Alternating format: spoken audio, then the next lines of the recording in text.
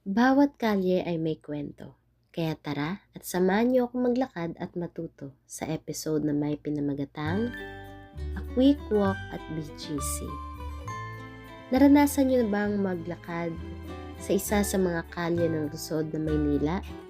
Dito sa Bonifacio Global City sa lungsod ng Taguig, makikita ang mga nagtatangkaran at naglalakihang estruktura na nagliliwanag tuwing gabi.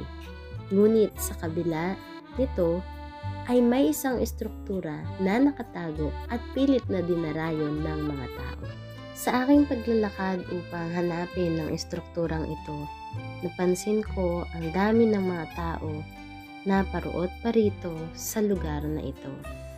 Marahil isa ito sa mga uri ng nakagawiang pagpasyal ng mga tao sa urban. Marahil ito din sa kadahilan ng una, sa uri ng kanilang trabaho at ikalawa sa takdang oras ng kanilang paggugol kasama ng kanilang pamilya. May mga electric bikes na pwedeng rentahan upang maiwasan ang paglalakad at pagkapagod.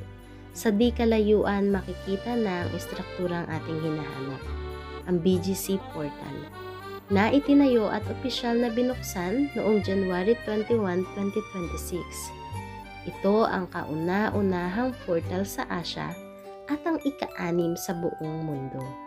Ngunit bago ko ituloy ang pagpapakilala sa portal na ito, tara at samahan niyo muna ako sa paglalakad sa lugar na ito. Maraming makikita rito. Uy, bumabaha din pala sa BGC. Hehe, joke lang. Tara at balikan na natin yung BGC Portal.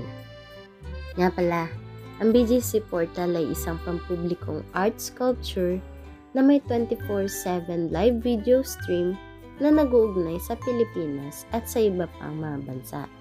Nung kami naririto, merong 4 na bansa na ipinakita lamang sa portal.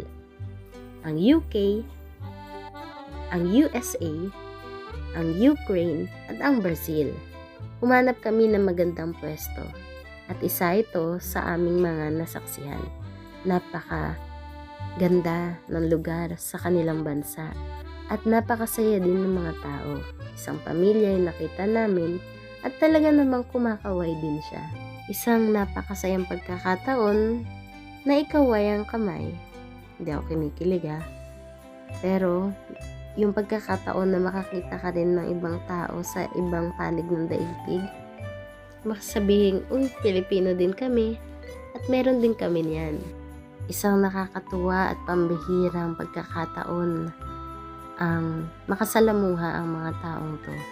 Bata, matanda, meron tayo at meron din sila. Yung tipong kahit hindi tayo nagkakaintindihan o nagkakarinigan, pero alam na natin na handa din sila makipagbiruan sa atin sa pamamagitan ng kanilang mga galaw. Tulad na lamang ng mga ito. Nakakatuwa talaga sila. Matagal nang humigit kumulang 1 minuto ang portal bago ito lumipat sa isa pang panig ng daigdig.